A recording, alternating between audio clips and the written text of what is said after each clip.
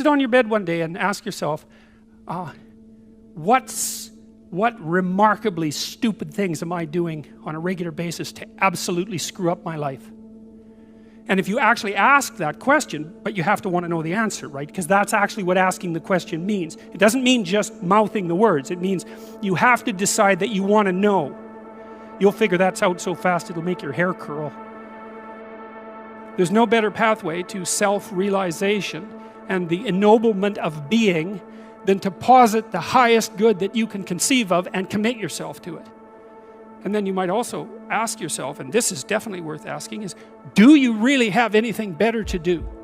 And if you don't, well, why would you do anything else? If you orient yourself properly and then pay attention to what you do every day, that works. And I actually think that that's in accordance with what we have come to understand about human perception, because what happens is that the world shifts itself around your aim, because you're a creature that has an aim. You have to have an aim in order to do something. You're an aiming creature. You look at a point and you move towards it. It's built right into you. And so you have an aim. Well, let's say your aim is the highest possible aim. Well then, so that sets up the world around you. It organizes all of your perceptions. It organizes what you see and you don't see. It organizes your emotions and your motivations. So you organize yourself around that aim, and then what happens is the day manifests itself as a set of challenges and problems, and if you solve them properly, then you stay on the pathway towards that aim, and you can concentrate on the day, and so that way you get to have your cake and eat it too, because you can point into the distance, the far distance, and you can live in the day. And it seems to me that that makes every moment of the day supercharged with meaning. That's how, because if everything that you're doing every day is related to the highest possible aim that you can conceptualize, well, that's the very definition of the meaning that would sustain you in your life. Well, and then the issue is, well, back to Noah. Well, all hell's about to break loose and chaos is coming. It's like when that's happening in your life, you might want to be doing something that you regard as truly worthwhile, because that's what will keep you afloat when everything is flooded. And you don't want to wait until the flood comes to start doing that, because if your ark's half built and you don't know how to captain it, the probability is very high that you'll drown. Ask and it shall be given you. Seek and ye shall find. Knock and it shall be opened unto you. For everyone that asketh receiveth, and he that seeketh findeth, and to him that knocketh it shall be opened. That sounded pretty optimistic again. But again, I think it's a description of the structure of existential reality, and by which I mean, when I'm in my clinical practice and I observe, and this is also the case with my students, is, let's say, people's lives aren't what they would like them to be. And so then you ask, why? Well, forget about tragedy and catastrophe, because that's self-evident, and we're not going to discuss that. Although the degree to which you bring about your own tragedy is always indeterminate. But I would never say that every terrible thing that is visited on a person is something they deserved. I think that that's a very dangerous presupposition, especially because everyone gets sick and everyone dies.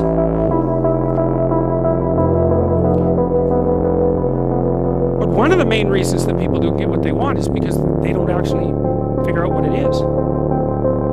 And the probability that you're going to get what would be good for you, let's say, which would even be better than what you want, right? Because you might be wrong about what you want easily, but maybe you could get what would really be good for you. Well, why don't you? Well, because you don't try. You don't think, okay, here's what I would like if I could have it. And I don't mean in a way that you manipulate the world to force it to deliver you goods for status or something like that. That isn't what I mean. I mean something like, imagine that you were taking care of yourself like you were someone you actually cared for. And then you thought, okay, I'm caring for this person. I would like things to go as well for them as possible. What would their life have to be like in order for that to be the case? Well, people don't do that. They don't sit down and think, all right, let's figure it out. You've got a life. It's hard, obviously. It's like 3 years from now, you can have what you need. You got to be careful about it. You can't have everything. You can have what would be good for you, but you have to figure out what it is, and then you have to aim at it. Well, my experience with people has been is, if they figure out what it is that would be good for them, and then they aim at it, then they get it. And it's strange because they don't it's a strange thing. It's not quite that simple because, you know, you may formulate an idea about what would be good for you, and then you take 10 steps towards that, and you find out that your formulation was a bit off, and so you have to reformulate your goal. You know, so you're kind of going like this as you move towards the goal. But a huge part of the reason that people fail is because they don't ever set up the criteria for success. And so, since success is a very narrow line and very unlikely, the probability that you're going to stumble on it randomly is 0. And so there's a proposition here, and the proposition is, if you actually want something, you can have it. Now the question then would be, well, what do you mean by actually want? And the answer is that you reorient your life in every possible way to make the probability that that will occur as certain as possible. And that's a sacrificial idea, right? It's like, you don't get everything. Obviously. But maybe you can have what you need. And maybe all you have to do to get it is ask. But asking isn't a whim or today's wish. It's like, you have to be deadly serious about it. You have to think, okay, like, I'm taking stock of myself. And if I was going to live properly in the world, and I was going to set myself up such that being would justify itself in my estimation, and I don't mean as a harsh judge, exactly what is it that I would aim at? And so the issue is not so much the blindness of others, even though there's as much blindness among others as there is for you. But the issue here, the advice here, the description here is, you should be concerned about what's interfering with your own vision first. And you should leave other people the hell alone in relationship to that. And so if your mode of being in the world is, if you would just act better, things would improve for me, or if you identify the evil and the catastrophe as something that's outside, that someone else needs to fix, or that someone else is responsible for, then you're not going to fix that. And you're going to remain blind to the things that you're doing and not doing that make things not go well. And so it's just better to think, all right, I'm probably blind in many, many ways. And maybe there are some ways that I could rectify that, because it's highly probable that you're blind in all sorts of ways. I mean, in fact, it's virtually certain. And so it's just more useful to think, how is it that I'm wrong in this situation? I'll tell you something that I learned to do when I was arguing with my wife, which happened quite frequently, because when you actually communicate with people, you find out that there's many things that you don't agree on, and that's because you're actually different creatures. And so if you're actually going to have a truthful conversation, then you're going to find out that you don't see things the same way, and then you can either pretend that that's not the case and gloss over it and then end up in a 30-year silent war, or you can have the damn fight when you need to have it and see if you can straighten it out. So now and then we'd get in a situation where we were at loggerheads, we couldn't move, and you know, it would spiral up into hate speech, let's say, because yeah, everyone laughs because they know they manifest plenty of hate speech towards those they love. So one of the things we learned to do was, when we hit an impasse, was to separate and to go our own ways, and to go sit and think, okay, look, we're at this unpleasant situation. We can't figure out how to move forward. I'd always think, of course it's her fault. Obviously it's her fault. At least 95%. But maybe there was something I did that contributed like 5% to it. If you do what it is that you're called upon to do, which is to lift your eyes up above the mundane, daily, selfish, impulsive issues that might beset you, and attempt to enter into a contractual relationship with that which you might hold in the highest regard, whatever that might be, to aim high and to make that important above all else in your life, that fortifies you against the vicissitudes of existence like nothing else can. And I truly believe that that's the most practical advice that you could possibly receive. The way that you fortify your faith in life is to assume the best, something like that, and then to act courageously in relationship to that. And that's tantamount to expressing your faith in the highest possible good. It's tantamount to expressing your faith in God. And it's not a matter of stating, well, I believe in the existence of a transcendent deity, because in some sense, who cares what you believe? I mean, you might and all that, but that's not the issue. That's not the issue. The issue, it seems to me, is how you act. The issue is not what you believe as if it's a set of facts, but how you conduct yourself in the world. The purpose of thinking is to let your thoughts die instead of you. It's a brilliant notion, and so the idea is something like, you can conjure up a representation of yourself. You can conjure up a variety of potential representations of yourself in the future. You can lay out how those future representations of yourself are likely to prevail or fail. You can cull the potential yous in the future that will fail, and then you can embody the ones that will succeed. You do that well simultaneously, conjuring up a representation of your current state and determining for yourself, because of your undue suffering, which elements of your pathetic being need to be given up so that you can move forward into that future. And the goal, what is it that you're aiming at with that work and that sacrifice? That's the ultimate question. What is it that you're trying to do? Well, you're trying to improve the future.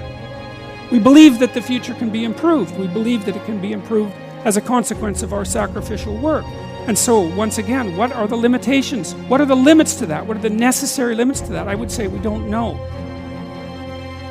We conjured up this remarkable idea. The future exists. We can see it even though it's only potential. We can adjust our behavior in the present in order to maximize our probability of success in the future. How best to do that? Well, the idea is something like, don't hesitate to offer the ultimate sacrifice if you want the future to turn out ultimately well. What is it that you could contract for, let's say, if you were willing to give up everything about you that's weak and unworthy? The proper sacrificial attitude produces a psychological state and then a social state that's a manifestation of that attitude that decreases the probability that the world will careen into hell and increases the probability that people will live high quality, meaningful, private lives in a society that's balanced and capable of supporting that. And none of that seems to me to be questionable, really. I also don't think it's anything that people don't actually know. You know, people have told me many times that when they listen to me talk, they're hearing things that they already knew but didn't know how to say. It's something like that. And this is one of those things that I think is exactly like that. I mean, I think it's at the very core of our moral knowledge, which is our behavioral knowledge and our perceptual knowledge. I mean, let's get this straight. Moral knowledge is no trivial matter. It's knowledge about how it is that you orient yourself in the world. There's no more profoundly necessary form of knowledge. Well, it's predicated on something that's exactly like this. We know that we have to make sacrifices. We know that we have to aim at what's good. So then why isn't that we don't aim at what's best and make the sacrifices that are necessary in order to bring that into play? I think it seems to me that in some sense that's self-evident. The question is why we don't do it, but there's answers to that too. Life is hard and it hurts people. It's rife with limitation, and some of it's arbitrary, and some of it's unjust, and some of it's worse, some of it's malevolent, which is even worse. And it's not surprising that that combination of vicissitude can turn people against being. But I think even when that happens, and even when people have the kind of history that if they revealed to you, you would say, well, it's no wonder you turned out that way. The people who turn out that way still know that it's wrong. They still know that however deep their own suffering, however arbitrary their own suffering, however much that's caused by the malevolence of others, as well as the tragedy of existence, that does not in any way justify their turning away from the good. And I believe everyone knows that. I believe that they know it implicitly, even if they don't allow themselves to know it explicitly. And I believe that if they violate that idea, then they violate themselves, and that they end up in Cain's position, which is the position of the man who's been given a punishment that is too great to bear. Now we're capable of making sacrifices in abstraction, right? To conceptualize a future that we want, to let go of the things that are stopping us from moving forward, and to free ourselves from the chains of our original preconceptions. Pursue pleasure.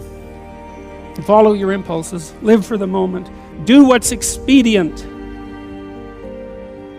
A mountain is something you have to climb, and you have to climb to the pinnacle of a mountain, and the mountain is up, right? And the mountain stretches up to heaven, and it's a long journey to specify the right place on the highest pinnacle. And that's symbolic, because of course it's a pinnacle that you're always trying to reach, just like you're always trying to aim. You're always trying to climb upward. At least that's the theory. Depends to some degree, of course, on your definition of upward. You're supposed to, again, to act out the highest good of which you're capable. Now that'll transform your life to some degree into an archetypal adventure. There's no way around that, because as you attempt to climb a higher mountain, let's say, or to aim at a higher target or something like that, then the things around you will become increasingly dramatic and of import. That happens by necessity, obviously, because if you're aiming at something difficult and profound and you're really working at it, then your life is going to become perhaps increasingly difficult and profound. But that might be okay. That might be exactly what you need as an antidote to the implicit limitations that face you as a human being. The good father is precisely someone who is willing to sacrifice his child to the ultimate good.